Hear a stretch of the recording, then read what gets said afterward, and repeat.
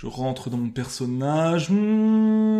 Salut tout le monde, c'est parti pour un nouveau Top Tube, l'émission qui parle des chaînes YouTube. Et ce mois-ci, il y a du très bon et du très mauvais. C'est parti.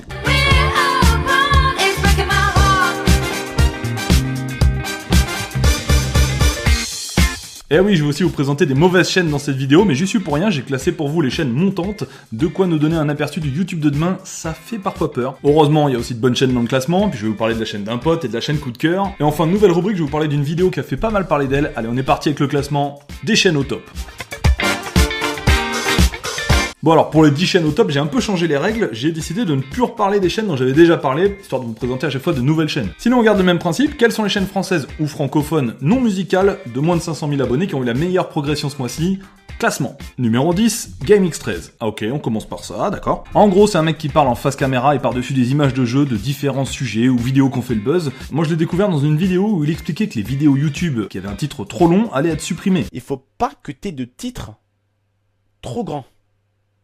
À plus de 20 caractères, je crois. Oui, bien sûr. Bon, j'aime pas du tout, mais il donne son avis, il y a des gens pour l'écouter, très bien, on enchaîne. Numéro 9, Amine, un podcasteur, enfin je sais pas si on peut l'appeler comme ça, qui fait dans l'humour drôle et à la fois marrant, ça se voit que j'ai du mal à le décrire, non? Non, bon, il touche à tout, il fait des sketchs, du vlog, des FAQ. Il y a des jours où j'arrive pas du tout à dormir, du coup je connais bien l'insomnie. Et il a même visité des lieux creepy récemment, des vidéos qui ont marché très fort et qui lui ont certainement valu sa place dans ce classement. Numéro 8, Was Freestyle, qui fait du foot freestyle, le tout dans des vidéos que je trouve franchement marrantes. Il va vous apprendre des gestes techniques et il se lance des défis comme ici quand il tente de faire des petits ponts aux passants. Et en tant qu'expert dans le domaine, je peux vous dire que le gars est très doué. Non, en vrai je suis très nul, mais j'adore ça, et d'ailleurs vous allez me retrouver dans une chaîne concurrente à celle-là dans pas longtemps.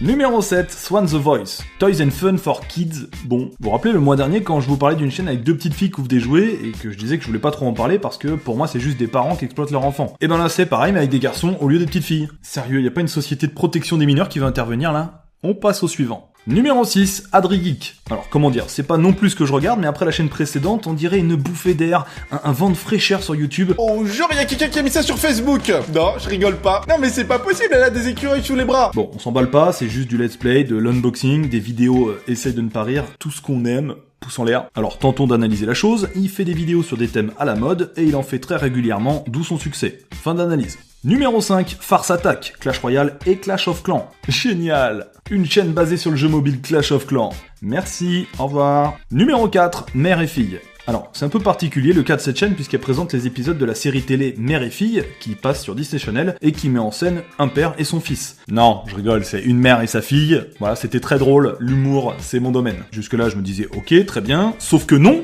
Rebondissement, la chaîne était en fait gérée par la jeune Marine de 15 ans qui a juste uploadé les épisodes et qui s'est présentée dans une vidéo en expliquant qu'elle allait faire des analyses des épisodes. Tout ça dans le plus grand des calmes. Pas sûr que les gens se soient abonnés pour ça. Numéro 3, Observateur.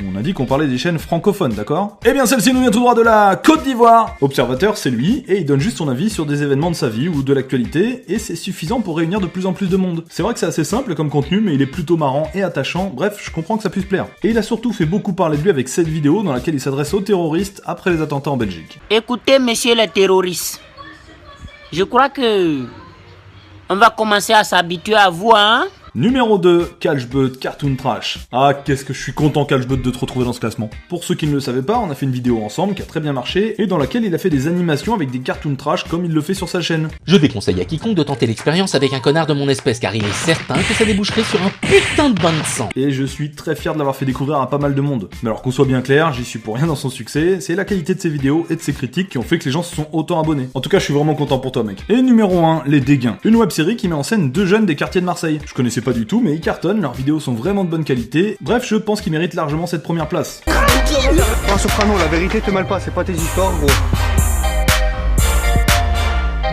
Surtout que les fictions sont plutôt rares sur YouTube, donc on peut les encourager à continuer. Bravo les gars. Voilà, c'est tout pour ce top 10. Alors je vous le dis franchement, ça n'a pas été un plaisir de vous le faire, parce qu'à part les bonnes chaînes, j'ai dû mater pas mal de vidéos des autres, et je vous le dis, j'ai mal à mon YouTube. Dixit, le mec qui fait des top 10. Enfin, on en reparle à la fin de la vidéo. En attendant, on va se rattraper avec la chaîne du mois. Comme d'habitude, avant de vous parler de mon coup de cœur, je vais vous parler de la chaîne d'un pote. Il s'appelle Enger et il fait du rock, écoutez ça.